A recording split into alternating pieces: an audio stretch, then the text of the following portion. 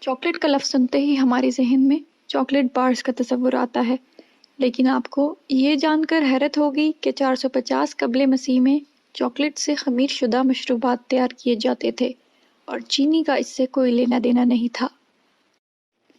Chocolate cocoa کے درخت کے پھل سے تیار کی جاتی ہے۔ چاکلیٹ کی تاریخ کا آغاز جنوبی میکسیکو میں ہوا۔ کوکو کے درخت دراصل جنوبی امریکہ میں ایمیزون کے ارد گرد پائے جاتے تھے، لیکن چاکلیٹ کی مقبولیت پھیلتے ہی کاشتکاروں نے دوسرے خطوں جیسے مغربی افریقہ، جنوبی اور جنوب مشرقی ایشیا میں کوکو کے باغات لگائے۔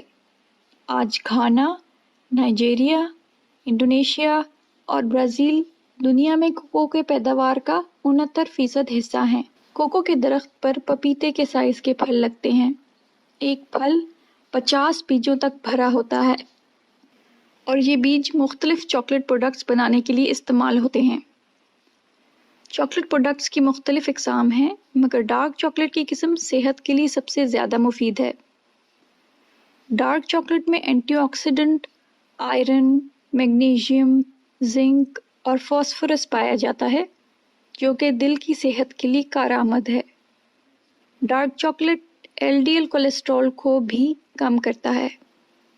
اس کے علاوہ چاکلیٹ دماغ کی صحت کے لیے بھی ایک اچھی چیز ہے۔ سائنسی تحقیق کے مطابق چاکلیٹ کا استعمال بوڑھے لوگوں میں دماغی بیماریوں کا خطرہ کم کر سکتا ہے۔